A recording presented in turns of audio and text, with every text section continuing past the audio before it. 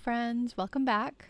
In my last video, we did a quick tour of Nomad Sculpt. We looked at all of the different tools that I use on a pretty regular basis, talked about what they do, what you might use them for. Initially, my plan was to have this video be a whole sculpting process and then slicing and printing and get all of that in one go.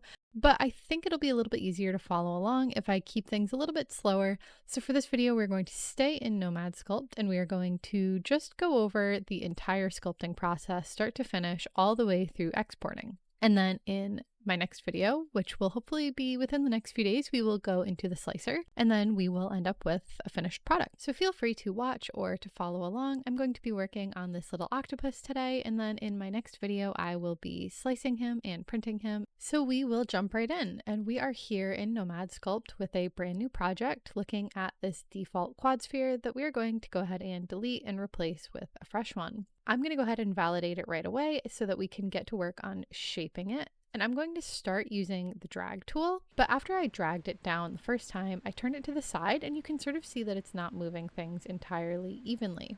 So I am going to go ahead and undo that and add another direction of symmetry so that things are going to be moving the same all the way around except for top and bottom.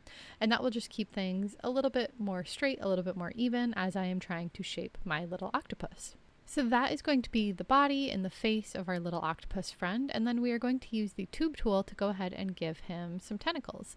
So we're going to select the tube tool and then we're going to draw out what we want the rough shape of our tentacle to look like. And then from here we are going to go ahead and select the mirror option so that we get the same one on both sides. And then from there we will start changing the radius. I like to start by using the single radius handle just to get it roughly where I want it. And then I will tap it 2 more times to get a radius handle on each of these individual nodes so that I can go ahead and change the shape of the tube, round out the end of it. And I like to go ahead and make 2 nodes pretty close together right at the very end so that you can really round things off nicely. And then I'm going to go ahead and make it a little bit thicker, a little bit chunkier all the way through the rest of the tube just so that he is nice and sturdy. And I am just going through and sort of refining the shape a little bit, pulling on the nodes, adjusting the curve to make it look a little bit more like I was imagining it would.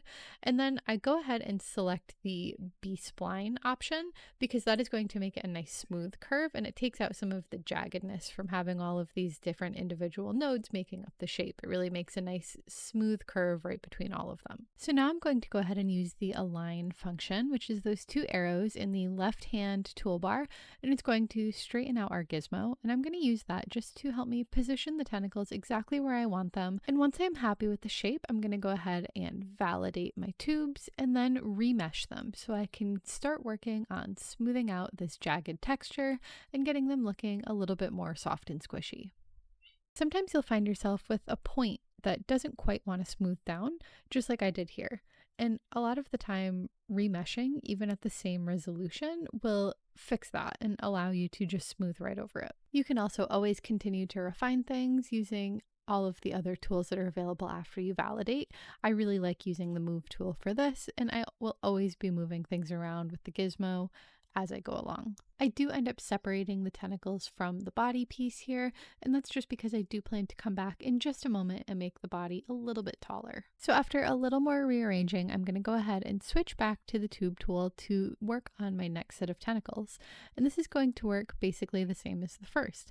It's going to be mirrored. I'm going to use the B-spline option and the curve tool to get a nice smooth curve, and then I'm going to increase the radius before refining it down by adding new radius adjustment points to each individual node. And once I have the shape done, I'm going to go ahead and use the gizmo again to position things, twist them around, get them exactly where I want them on the body. You can always click back and forth between your nodes and your gizmo tool as long as you haven't validated yet. So you can rearrange things and then also come back and make them a little bit wider or adjust the length of things as I'm doing here. And then once again, I go ahead and remesh my tentacles and use the smooth tool to get everything looking its best and get rid of any jagged texture or sharp edges that I don't want in my finished model. And after adding the second set of tentacles, I decided it was a good time to take a step back and look at the entire composition of the shape so far. And I decided that I wanted to adjust the way that the first 4 tentacles were sort of distributed around the body. And this is also when I went back to adjust the length of the body a little bit so that I had some more room for the face to not be entirely hidden behind tentacles. And now that we're done with that, I'm sure you can guess it's time to go back to the tube tool to continue adding legs to our octopus. This is actually the last set that we're going to draw because I am just going to mirror them straight to the back to be the back two legs as well. And I'm sure by now you have a pretty good idea of what the process here is going to look like. We draw out the tube, we refine the shape of it a little bit, we go ahead and adjust the radius using our first single handle, and then we add all of those additional handles to really fine tune the shape and get everything looking exactly the way we want it to. Make sure those ends are nice and rounded. We use the gizmo to put everything exactly where we want it, and then we validate and we remesh and we smooth. And once everything is done there, we are going to do something a little bit different because now we want to copy these two tentacles onto the back of our body. So we're going to need to come into our scene menu and go ahead and validate our mirror as well so that we have one object instead of one object mirrored. And to do that, I am selecting the mirror that has our leg in it and choosing to validate it while being sure I have the Join Children option selected. And then from here, we're going to go into our mirror menu, switch our plane from X to Z to change which direction we are mirroring in, and then we are going to click mirror.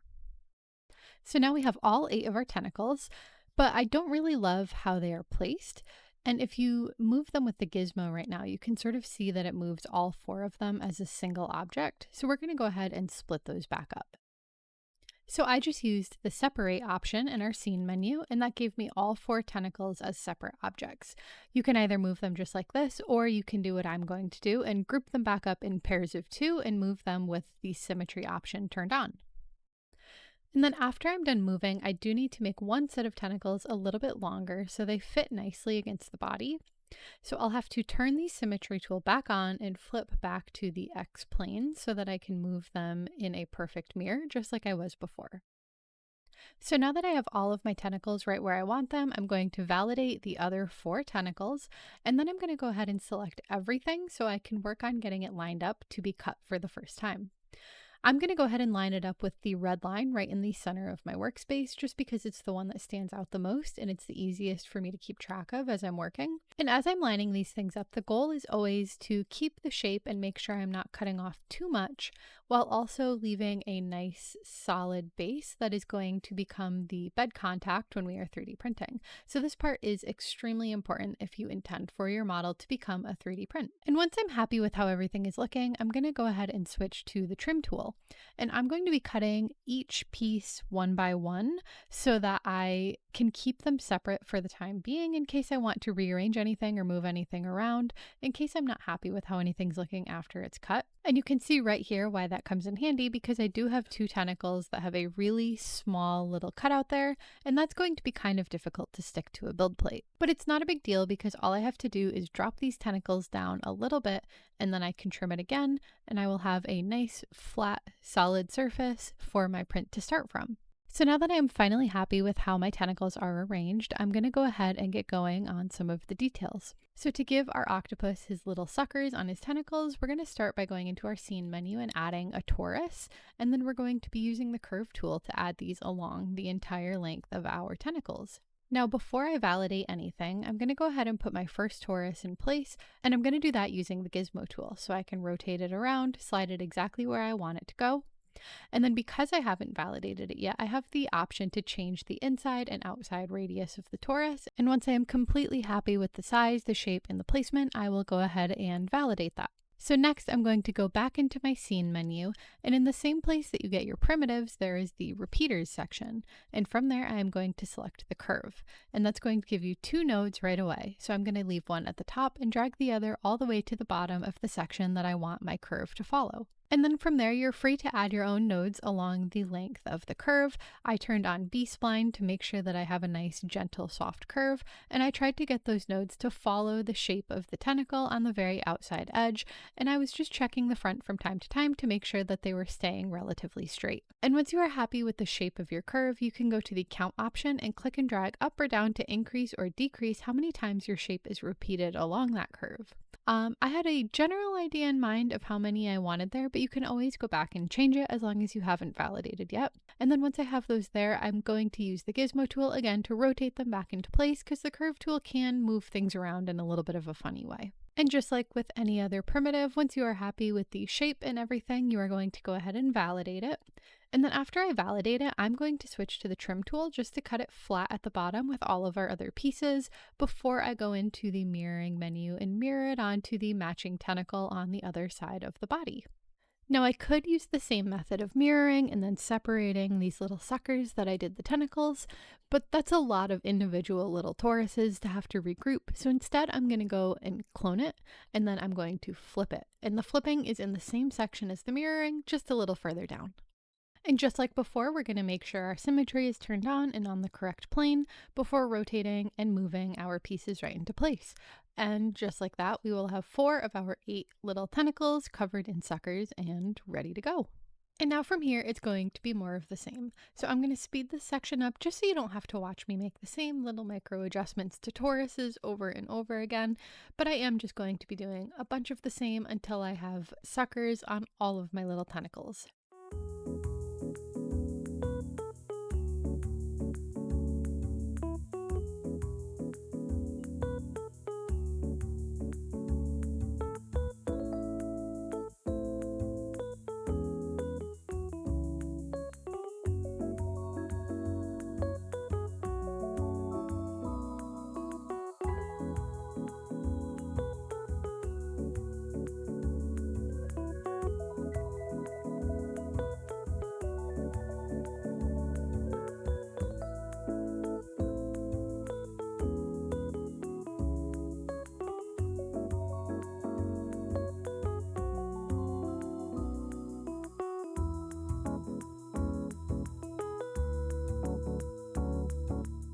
So let's stop right here and chat about something for a second.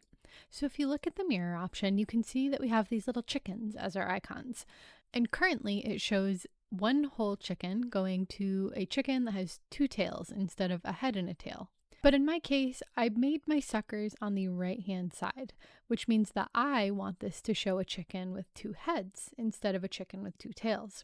And to change that, you just click those little arrow icons on the right next to where it says mirror, and it'll flip back and forth between the 2 tails chicken and the 2 heads chicken. So that's another feature that it took me a while to figure out how to use properly, and I just wanted to get that out here now to help you along a little. So now I'm going to go back to speeding things up a little bit as we get through this last set of tentacles.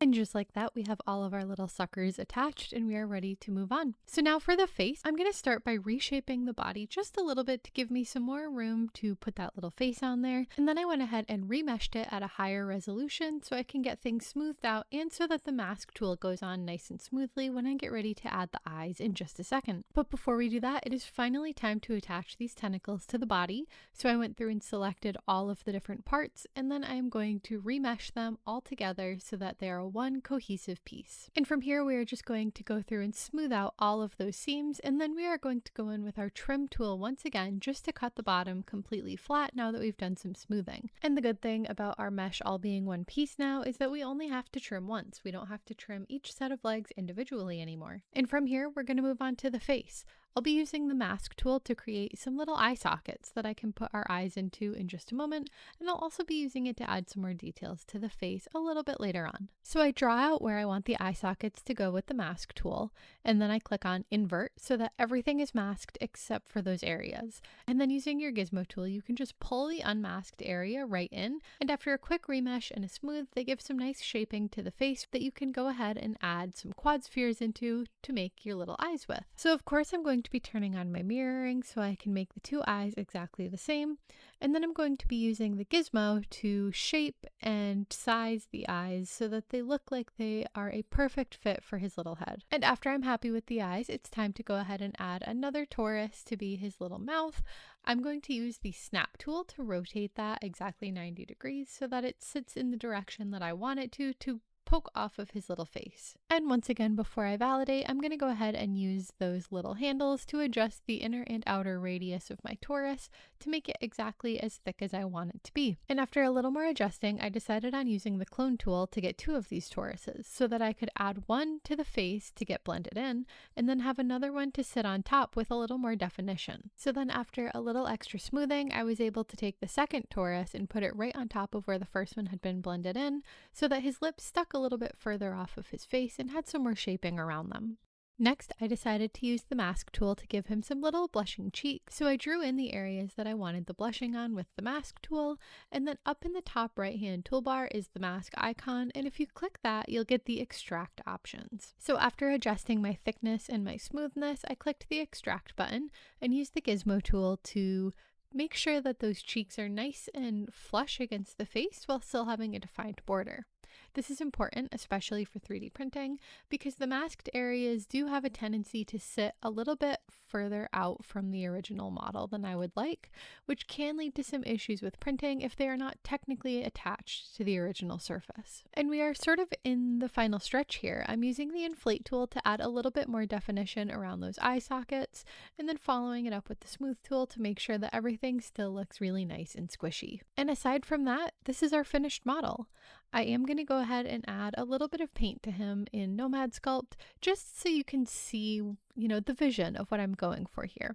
And the nice thing about keeping all of these separate objects and not merging everything together into one is that you can use the Paint All tool in Nomad Sculpt to make painting super easy. And that's going to work extremely similarly in the slicer too, which we will get to in this next video. So that is always something you want to keep in mind when you are designing for 3D printing, is keeping things separate will always make it easier to paint when it comes time to print. But as I finish up the painting, I want to talk a little bit about exporting. In the same menu where you save your project, if you scroll down, you'll find your exporting options. There's quite a few file types, but there's really only two that I find myself needing for any of my purposes, and that's going to be STL and OBJ. We'll talk some more about those in the next video as well, but the biggest difference that comes to mind is the fact that an STL is going to just keep your geometry, whereas an OBJ will also keep your painting. OBJs are definitely bigger files and they're a little bit more complicated to work with, but they do have their uses and they absolutely come in handy sometimes. So that is everything we're going to cover today. I will do my best to get the follow-up video to this done very, very soon so that we can keep going on this project. But in the meantime, I hope that this was helpful. I hope that you enjoyed it, and I hope that I will get to speak to you soon. Bye!